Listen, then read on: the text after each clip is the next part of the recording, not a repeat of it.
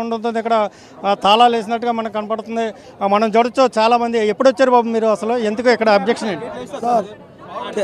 ఇది 158 విశాఖపట్నం తూర్పు నియోజకవర్గం 20 విశాఖపట్నం తూర్పు నియోజకవర్గం 20 వార్డులో జరుగుతున్న అన్యాయం ఏదైతే సూర్యరశ్మి అరిచేతితో ఎట్టుకోవడం అంత వివేకమో ఇక్కడ పోలీసులు అధికారులు కుమ్మక్కయ్యి వైఎస్ఆర్ కాంగ్రెస్ పార్టీకి ఏదైతే మెజార్టీ వచ్చిన బూతులు ఉన్నాయో పెద్దవాళ్ళతో గ్రామం వైఎస్ఆర్ కాంగ్రెస్ పార్టీకి పెద్దపేట వేసిందని ఆ గ్రామాన్ని ఓటుకు అడ్డుకోవాలని ఇది ముఖ్యంగా ఉదయం 6 గంటలు స్టార్ట్ అవ్వాల్సిన పోలింగ్ 8 గంటలు స్టార్ట్ అయింది. ఆయన కళ్ళు కనబడవు. ఐ టెస్ట్ చేయించండి, వీడియోస్ ఉన్నాయి మన దగ్గర. మీరు ఆయన 159 సర్వేలోను ఇక్కడ వైసీపీ మెజార్టీ ఉందని ఇక్కడ ఓటింగ్ ఆపాలని చేస్తున్నారు కావాలని. ఇది నేను పోలింగ్ బూత్ ఏజెంట్ని. అక్కడ నేను ఏజెంట్గా అక్కడ చేయకపోతే ఇక్కడ ఊరుకుంటారా? ఏజెంట్ నేను 3 సార్లు తిరిగానండి. ఏజెంట్ అని 3 సార్లు ఓటేయడానికి తిరిగేస్తే ఆ ఏఎస్ఐ గారు ఎవరు? ఆయన 3 సార్లు బయటికి గంటేశాడు. సార్ నేను మళ్ళీ వస్తాను సార్ అంటే ఇక్కడ లేకపోతే అక్కడ మౌలు ఇచ్చేయడానికి అక్కడ లేకపోతే ఉదయం 10 గంటల నుంచి ఇదే ప్రాబ్లం క్రియేట్ అవుతుంది. నా చైర్ కూడా చింపేశారు. ఏం సార్? మేము ఓట్లు వేయండి అని మేము ఎవరికి చెప్పలేదు. ఎవరికి నచ్చితే వేస్తారు అంతవరకే. దేనిసారి గొడవలు అవ్వని ఎంత శాతం ఓటింగ్ అయిందో చూడండి. టీడీపీ కార్యకర్తలకి ఇది ఎంతవరకు కరెక్ట్? ఇది కరెక్ట్ కాదు. ఓట్లు వేసిన వాళ్ళని చేయాలనుకుంటే పోలీసులు మీరు బ్రెడ్ చింపేసి టీడీపీ వాళ్ళకి కొత్తగా పనిచేయండి. మాకు వైసీపీ ఓటింగ్ అడ్డుకున్నారు. 158 159 పోలింగ్ రద్దు చేయాలి. రీపోలింగ్ పెట్టాలి. మాకు రీపోలింగ్ పెట్టాలి. ఎలక్షన్ కమిషన్ ఒకటే కోరుకున్నాం. రీపోలింగ్ పెట్టాలి. 159 పోలింగ్ రద్దు చేయాలి. కావాలని చేశారు. చేయాలి.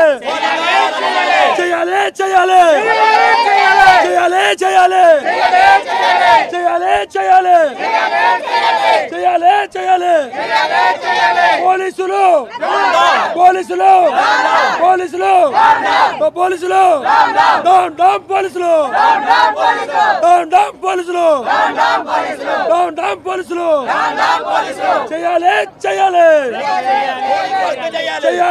చేయాలి 158 159 పోలింగ్ రద్దు చేయాలి.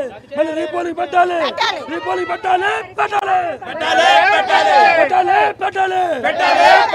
భారత పౌరుడికి ఓటేసి హక్కు ఉంది. ప్రజాస్వామ్యంలో మా హక్కుల్ని కావాల్సిన పోలీసులు నశించాలి.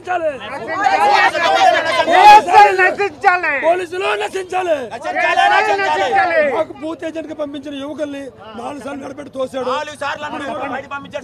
తోసాడు. పోలింగ్ యాజ్ పర్ రూల్ ప్రకారం polling section as per rule ప్రకారం మీరు సీసీ కెమెరా ఉన్నాయి, మొత్తం చెక్ చేయండి. ఉదయం నుంచి ఏం జరుగుతుందో చూడండి. మా ఆడవాళ్ళు మా మానాలు పోయే ఇక్కడ ప్రాణాలు పోతున్నాయి. ఇక్కడ మినిమం ఎండలో పెట్టి ఇంత అక్రమం గురి చేసినట్టు పోలీసులు ఎలక్షన్ కమిషనర్ తక్షణం రాజీనామా చేసి మాకు ప్రజలకు తక్షణ క్షమాపణ చెప్పి 158 159 రీపోలింగ్ పెట్టాలి.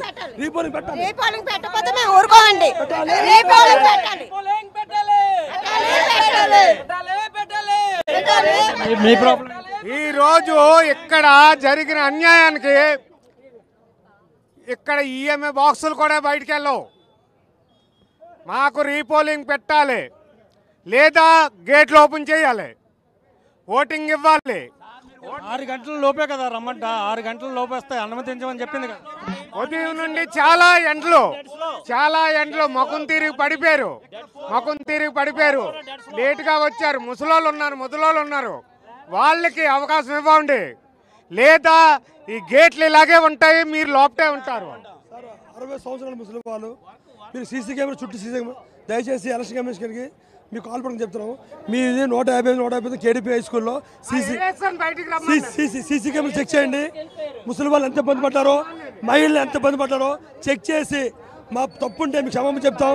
జగన్మోహన్ రెడ్డి గారి తప్పు మా తప్పు క్షమాపణ చెప్తాం. మీరు ఈ పోలింగ్ సెక్షన్ అంతా వీడియోలు చూసి మాకు రీపోలింగ్ ఇవ్వండి.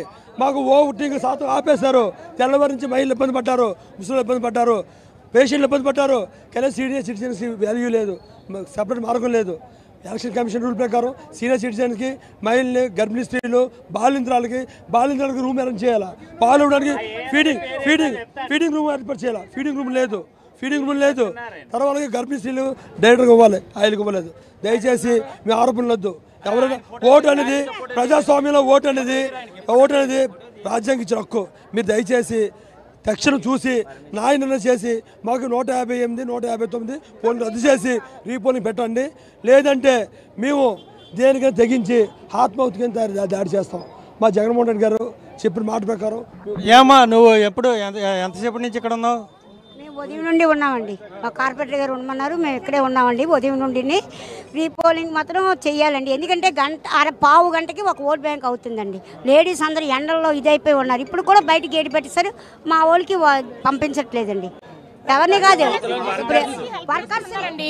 వైసీపీ కార్యకర్తలు అందరూ కూడా సీనియర్ సిటిజన్లందరికీ హెల్ప్ చేసుకొని ఓటుకి ఆటోలు పెట్టించి వాళ్ళందరినీ దగ్గరుండి ఎక్కించి పంపిస్తున్నారు. మేము ఓటు కోసం కక్కుర్తి పడే వాళ్ళకి వాళ్ళందరూ ఎందుకు బయట ఉంటారు? మేము ఓట్లు ముందే వేసుకుంటాం కదా. ప్రతి ఒక్కరికి ఓటు హక్కున్న వాళ్ళందరూ బయట ఉన్నారు. మాకేం అవసరం? మేము బయట ఉండి మేమంతా ఇచ్చేయడానికి. హార్ట్ పేషెంట్లకి అందరినీ దగ్గరుండి పంపిస్తున్నాం. మేము ప్రతి ఒక్క